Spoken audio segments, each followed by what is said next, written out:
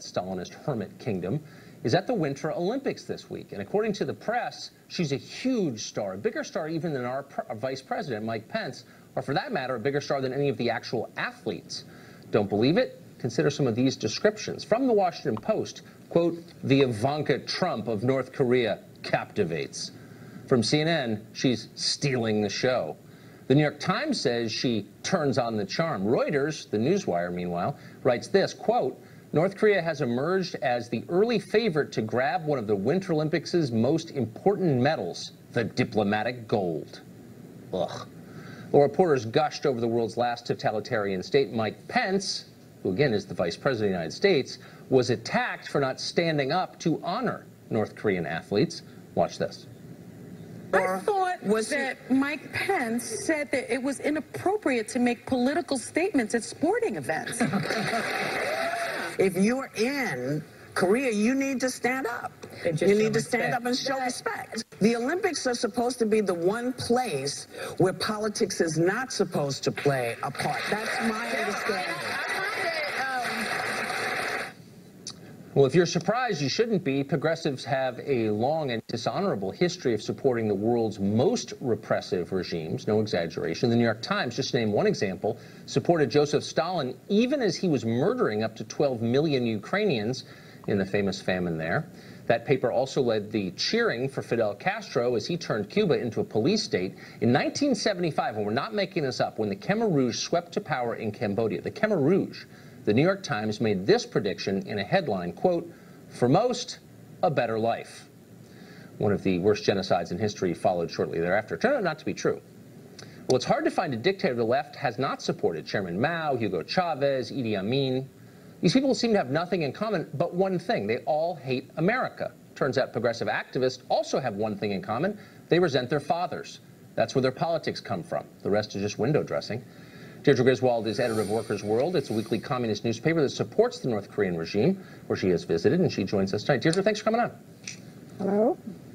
So you're a longtime communist. You're a longtime supporter of the DPRK. You visited at the invitation of the government. You think its leaders are great. When you see CNN and Reuters agreeing with you that its leaders are great, that must validate you. I mean, you must cheer as you watch the Olympic coverage.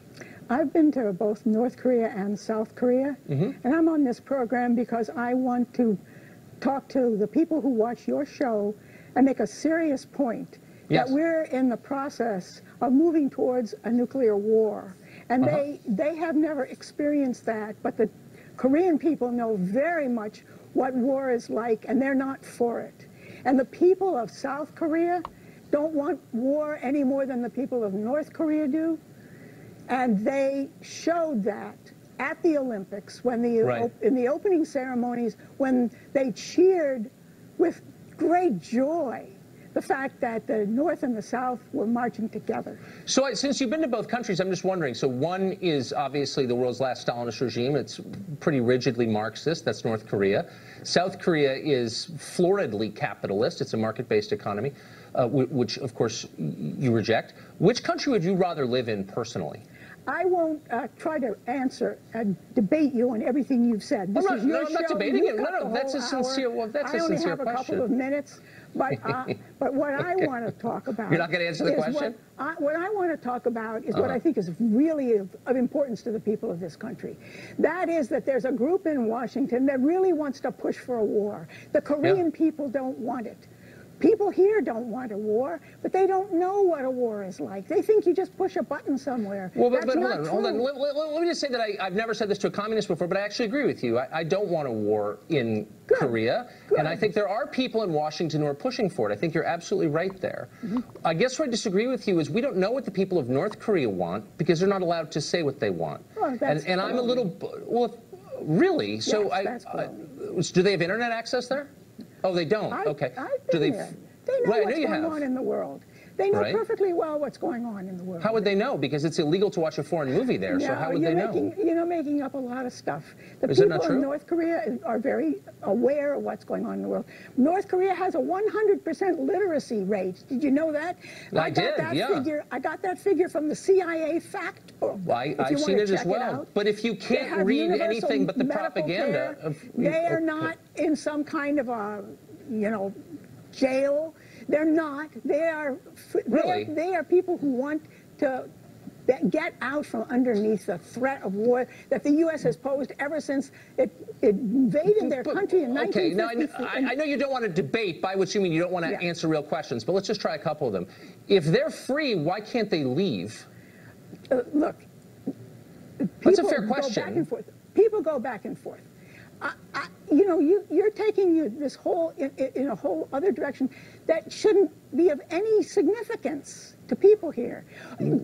Why is it? Look, you're up here speaking. Hold on. There are people in Washington who are for a war. Why do you think they're for a war? That's one of the questions I've never been able to answer in 35 years here. But one question I've been able to answer pretty simply is North Korea a free place, a place you'd want to live, or is it a prison? Do you know what the imprisonment rate in North Korea is? It's 800 per 100,000. You know what it is in South Korea? 100. Is in the United States, Tucker? I'm sorry? You know what the imprisonment rate? It's very high. The U.S. has it's nowhere near 800, than any other country in the world? That's not true, actually. Oh, North Korea has... No, that's not true. North Korea is the highest. But let me just ask you a question. No. I'm talking about the number of prisoners.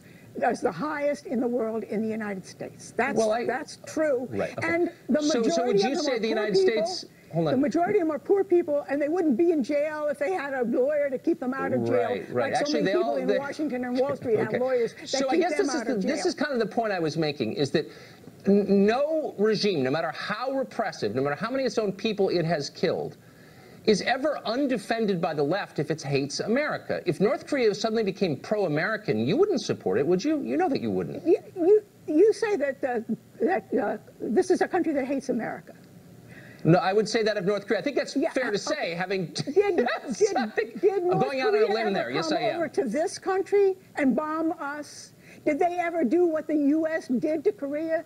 Do you think the Koreans feel good about what the U.S. did to Korea? The U.S. bombed every building over one story during the Korean War. Right. The bombers had to come back with their payloads undropped because there were no bombs. Why do you think you dislike... Hold on. Do you ever, just a quick reality check, do you ever say to yourself, you know, I dislike America, where I live, more than I dislike North Korea. I don't dislike the people of this country at all. I'm thinking about them as well as the people of Korea. Why make excuses? We should not have a war against Korea. And these people I'm with you there. Hold on, Washington and the Pentagon, I'm with you there. Who are actually doing the planning for such a war. Let me ask you one last question, you know, there's if you can do this. War games coming up against war games. But let me ask you a question. Suspended them during the I don't want to have to cut you off. I just want to ask you one last question. It's a sincere one. Does it bother you? I got it. Does it bother you at all? Does it make you rethink your defense of North Korea when you see its population starving and its leader dying of obesity? People there are not starving. Well, they just had a famine 15 years ago. Some years ago. You know, this is a country that was left in ashes. It's our fault. Just a generation and a half ago. So is South Korea. How did South Korea get so built up? They rebuilt their country. They have... You know, if you look at the Koreans, they're the healthiest looking people in the world. They're the best. If you look at those Except Koreans. for the tapeworms and the tuberculosis. They're awesome. You know what? You should get some dental work. You are telling people lies about the world, and that's what your station does. And I'm not surprised by that at Well, we're all. glad to have you on for some truth, Deirdre. Thank you so much. It's great to see you. Dr. Alan Mendoza is Executive Director of the Henry Jackson Society, and he joins us tonight. Dr. Mendoza, thanks for coming on. A pleasure to be with you. So do you think we're overstating it when we describe North Korea as basically a prison? No, of course not. It is basically a prison. This is the world's most repressive regime. It is indeed a prison camp. You can't leave. I don't know what your last guest was sort of smoking before she came on, but I have to say it's a most extraordinary set of sort of points, disparate points put together in a sort of a policy statement. Look, this is a state which exists and runs on terror. It runs on terror. It runs on torture. It runs on imprisonment, and it runs on ensuring that the people who live there are at the beck and whim of the regime. It is indeed a prison camp. You're absolutely correct. So why the impulse? I mean, you've watched the reaction of the international left to a lot of these different regimes over the years. Why the impulse to defend, to side with, to make excuses for regimes that are indefensible simply because they hate the West? There is an extraordinary romance that the left actually believes in when it comes to these regimes. It starts with the idea that actually we can convert these people somehow. It goes along the lines, actually we have something in common with them. I think you're right to highlight the fact that the US is frequently seen as the sort of chief enemy of these regimes is actually something that actually appeals to the left as well. Yes. And take those things together, you look at those two things together, and you realize that you get a kind of complete opposite to what would happen if it was a right-wing regime. If that was the case, the left would be first out onto the street saying we must denounce them, we must ignore them. But when it comes to someone who is purportedly anti-American in that kind of way, they have a very different view. It's sort of strange, though, if you live in the West, in the UK or in the United States, and enjoy the fruits of the society, why devote your life to destroying it? I mean, only the West does that, right? Well, absolutely, and here you come to the crux of the matter, which is why is it that citizens of our countries who enjoy free societies, who enjoy the ability to argue, who enjoy the ability to discuss, will go out onto a limb to defend dictators, repressive regimes who prevent their citizens from doing that? It is an extraordinary, extraordinary turn of events when that happens. What you should be seeing, what true liberals should be doing, is arguing for the inhabitants of those countries who are subjected to human rights abuses, getting them the same rights that they themselves enjoy, but you don't have that at all. No, it's a good point. It's why fathers should be nice to their children, otherwise they'll grow up to be progressives. They'll hate you, and they'll make a whole politics out of it. Alan, thank you very much. A pleasure. Thank you.